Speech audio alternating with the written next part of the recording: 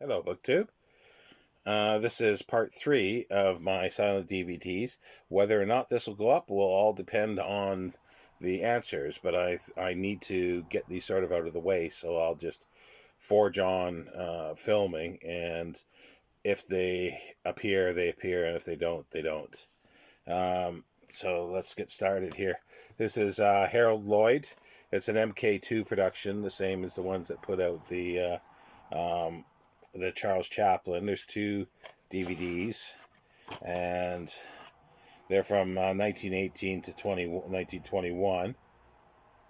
And yeah, I'm not sure what else to say. He was quite inventive. Lloyd, he worked right up into the sound into the 40s or later, to a greater or lesser degree. Depends on your own thinking.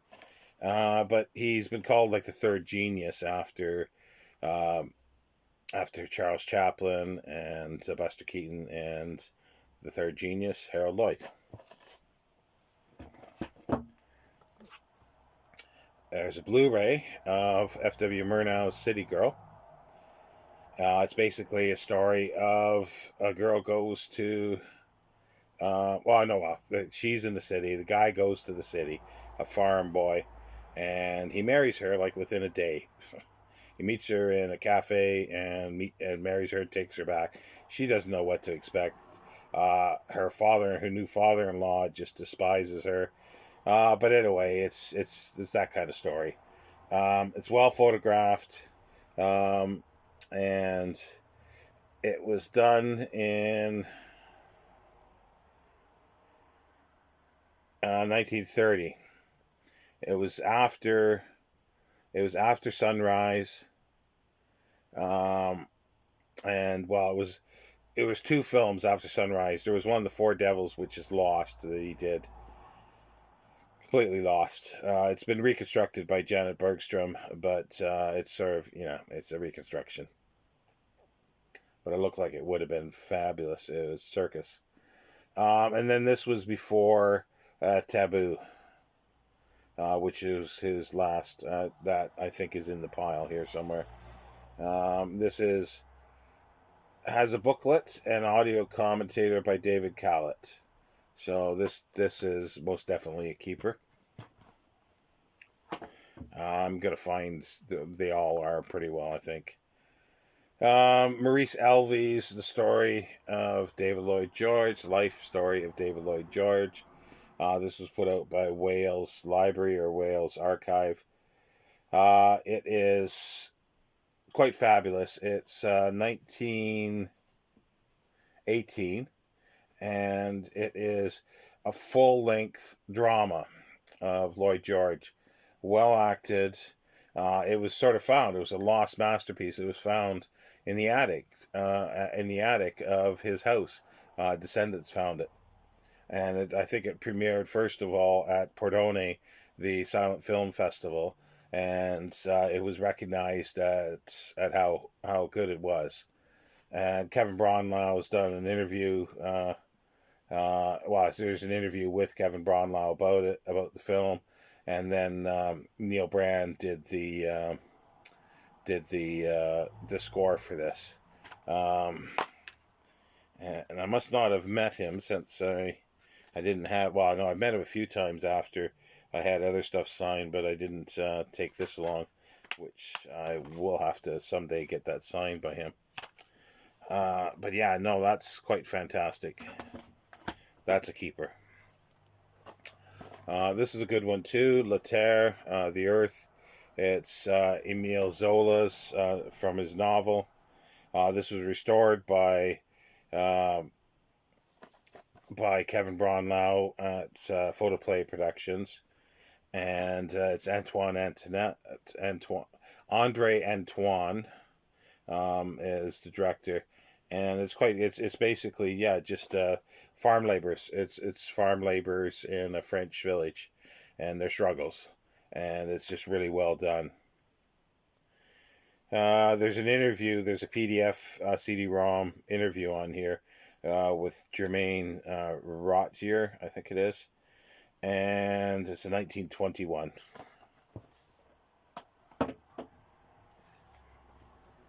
Sir Arns Treasure. It's another Swedish film. This is 1919, directed by Maurice Stiller. He was a fabulous director. They did snag him for Hollywood, but he was disillusioned. I think he had psychological problems, mental illness, and he went back to Sweden.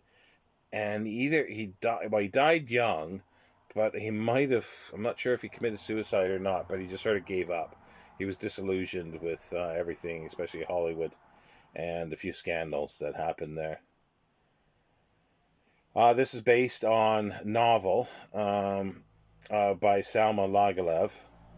She was a Nobel Prize-winning author, a Swedish author, and a lot of films were made of her books. And I think the Phantom Carriage was one of them as well, or she had some connection to it. I know. This is a key film from Sweden's first golden age of filmmaking. And it's 19... Let's see if we can find a date here.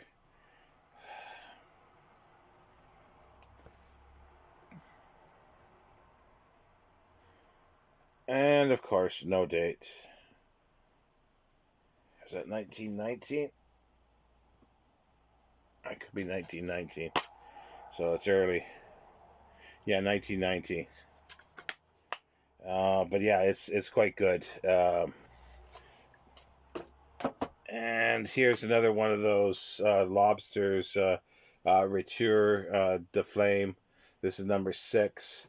And there's a bunch of other short films. Some of them are avant-garde, just a hodgepodge of films, which are kind of interesting, and including some documentary and animation on there.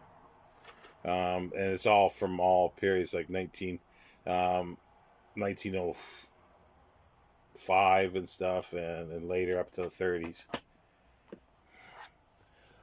This is interesting. I enjoy this. This is a sound film, but it's so close to silent. It's 1930. Come on.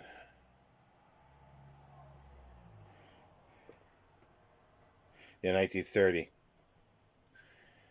It's a remake of a silent movie called The Bat, and basically it's the Bat, a hooded criminal mastermind who dares the police to catch him, has been terrifying the city. A bank was robbed, and the country estate of the aristocratic bank president becomes the center of mysterious happenings. Amidst thrills, chills, and laughs, the stolen money is discovered, and the Bat's secret identity is revealed.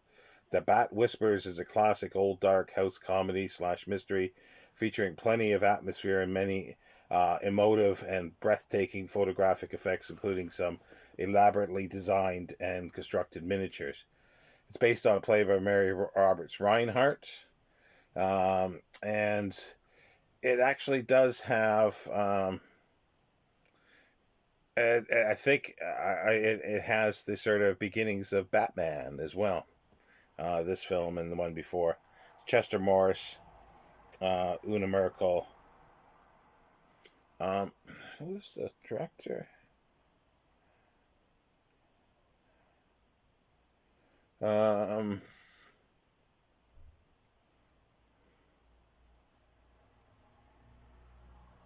don't think it was West. Oh, yes, they don't put much information on here, do they?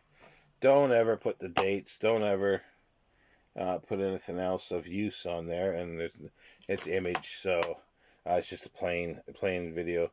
I can't remember who the director was for this one. Yeah, there's two versions here. It's they did a widescreen version and a sort of 35 millimeter version, so 65 millimeter and 35 millimeter. Podovkin's Mother. This is sort of amazing if you're interested in Soviet montage editing and cutting. Now a date again. It's an image, so as soon as I saw that, I knew we have problems. It says ranks with Sergei Eisenstein's and Alexander Dovchenko in the pantheon of post-revolutionary Soviet filmmakers. A former chemistry and physics student, World War One combat veteran, and for 3 years a POW, Podovkin became entranced by the cinema after seeing D.W. Griffith's Inheritance. So it's in the 20s. The exact year escapes my mind.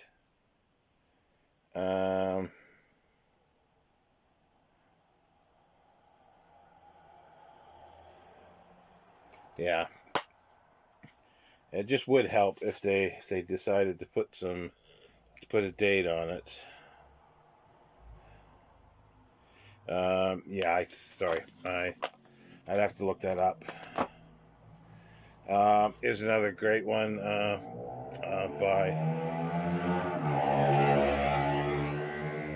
by Anthony Asquith, Cottage on Dartmoor, and it's quite visually stunning in many ways, and it's a bit of a thriller, escaping from prison, from Dartmoor prison, and the bleak landscape as well as bleakness in many other ways. It's 1920 something, 29, yes. And it's also got a documentary called Silent Britain, which is so-so. It's not the great. And yeah, because it was that was written presented by Matthew Sweet. He's a historian, but it just wasn't all that well done for some reason.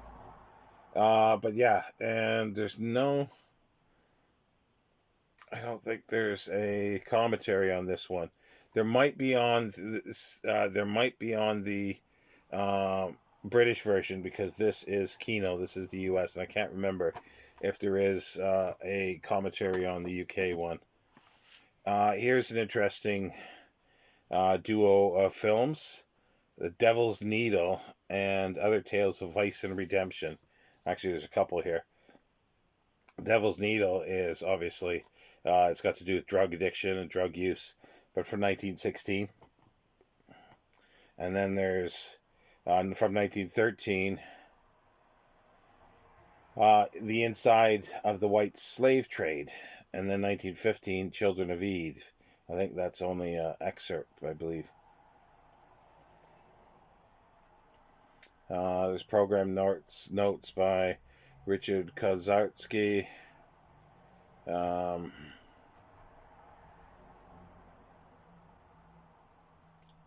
no, it's actually the surviving footage of Inside the White Slave Trade. 19 minutes. That's all that's left of that. Yeah, I don't think there's any commentary. There's very little. It's typical Kino. But I don't think it's been put out by anybody else. Now here's the MK2 Volume 2 set of Charles Chaplin's films. This is a fantastic set, and I do look forward to getting all his films again in Blu-ray at some point. And it opens up, and it's got each one has a little bit of a booklet, and usually 2 DVDs. So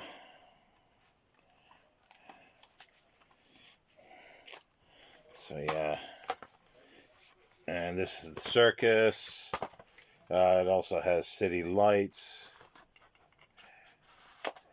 The Kid, Monsieur Verdoux, Sound, A King of New York, and A Woman of Paris. Woman of Paris is not sound. It's a silent film, but he's he's only in it for a few seconds. He picks up a trunk, I think, on the at the train station, and that's it.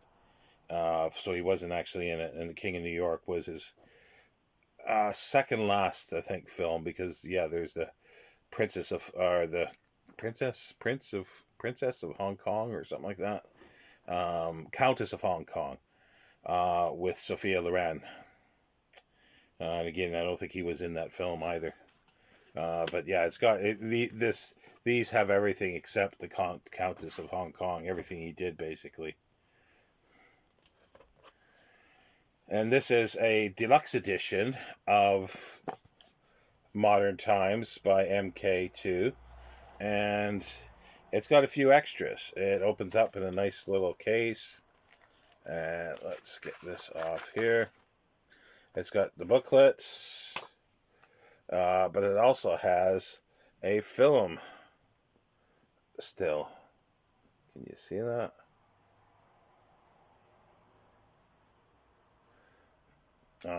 Just not a film still, but a piece of film. And then there's a bunch of photographs. And then there's the CD for the soundtrack CD. And there apparently was supposed to be more of these, but I'd never ever seen any. I think the general listed, but I'd never actually seen them in person. This is a fabulous set, Gomont, 1897 to 1913. There's 7 films in this. It's only volume 1, and it's all I have. It has a sumptuous booklet.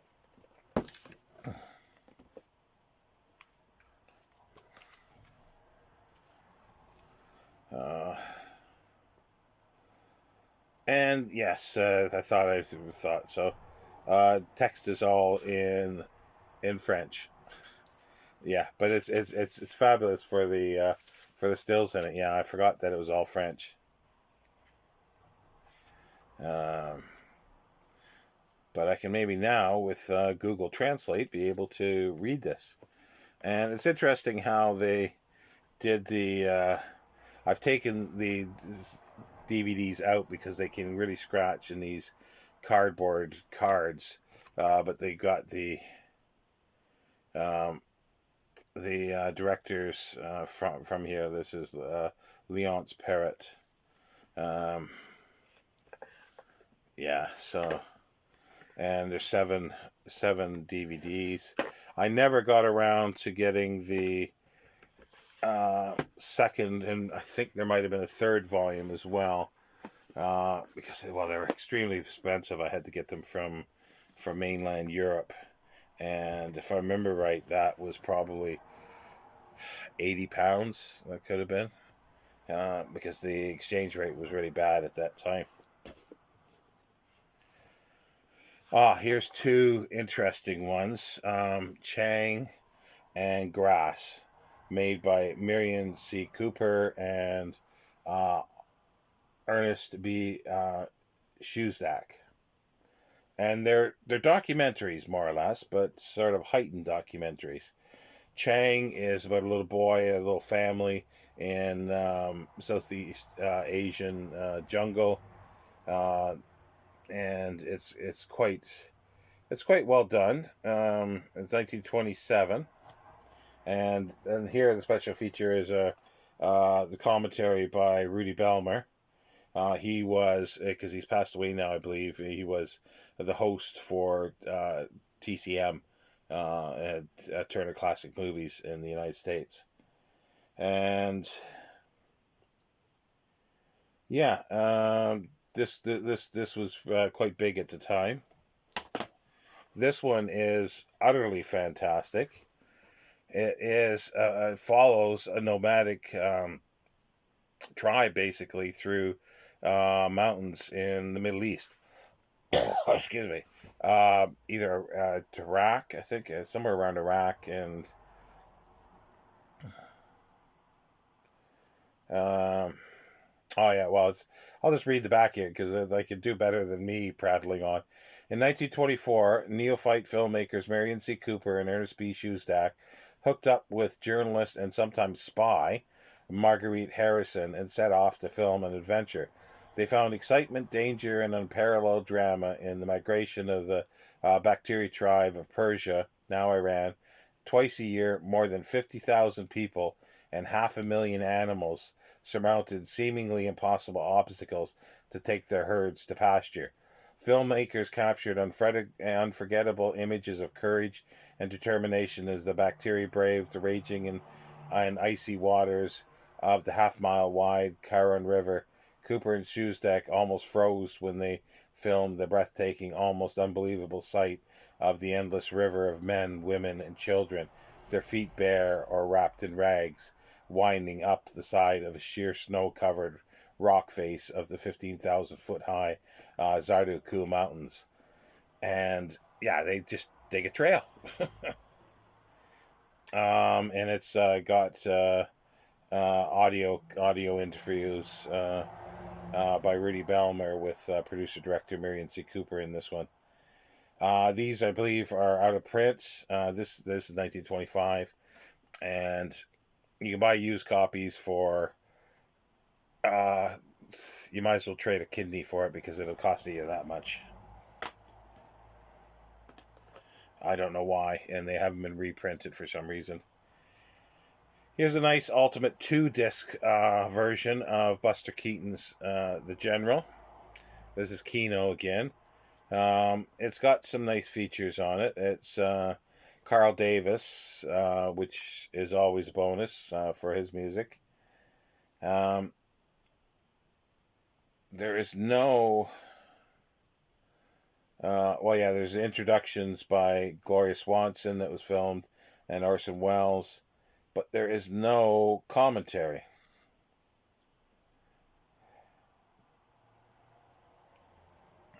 I'm trying to see here. Yeah, no, I don't remember a commentary on this. So this is something that I will be replacing with a Blu-ray, which I hope they have corrected all this with a booklet as well as commentary, and hopefully Carl Davis's music as well. Now we're to Taboo, F.W. Murnau's final film. He went with film sort of documentary maker Robert Flaherty to Tahiti. Flaherty did Nanook of the North, which I may still have. I know I did have it. And I had a couple versions of Taboo here, but this might be the only one I have left, the Image one. And this is 1930, I suppose he filmed it, but it was released in 31. And in 1931, Academy Award winner for Best Cinematography is Taboo. And it's just about a love story, but a girl that's considered taboo to men by her tribe, and they're sort of exiled from the community and everything, but done silent and done all with Tahitian locals. So they weren't professional actors in any way. And there is a commentary, I think. Commentary by Professor Janet Bergstrom, which is quite good. She's the expert on Murnau. And here is a box set of D.W. Griffith's masterworks. It's quite a good set. It's got Kevin Braunlau's documentary, D.W. Griffith, Father of Film, that was done early 90s? 93.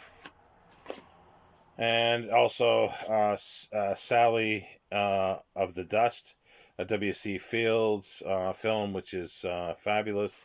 He raises a young lady, and he does his juggling as usual.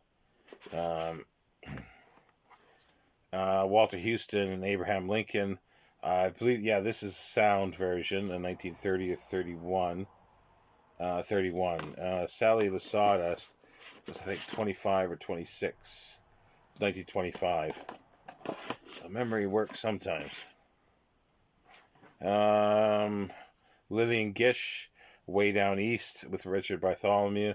This is a grand epic on scale of for Griffith. This is 1920.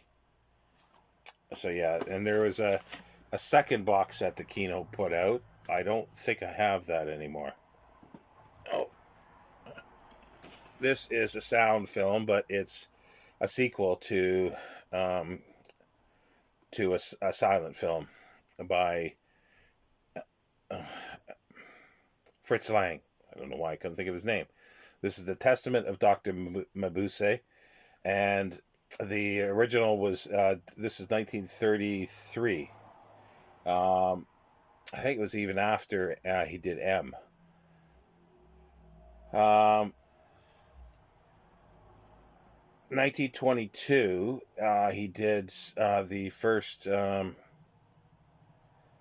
two-part Dr. Mabuse, The Gambler, and it's a long film and it's again sort of an over-the-top thriller, and this sort of concludes the saga, but sound-wise, no special features on here. Oh no, there is.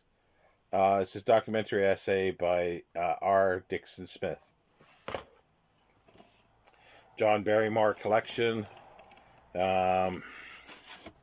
was a big actor and thought highly even in sound, but to me he was generally too over the top. His brother Lionel Barrymore was much more subtle and better. If you remember Lionel Barrymore, you might recognize him. He's in the wheelchair, Mr. I forget his name, but in It's a Wonderful Life, he's the one that's Potter. I don't know why I couldn't think of that.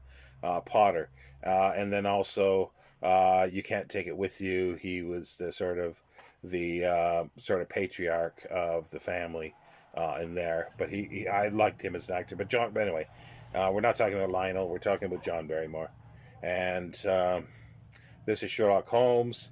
It's a must for any Sherlock Holmes fans to actually see. This is 1922. It's let's see here. Well, directed by Albert Parker, which sort of doesn't do much for me. I mean, in names to recommend. And this is it's still worth watching.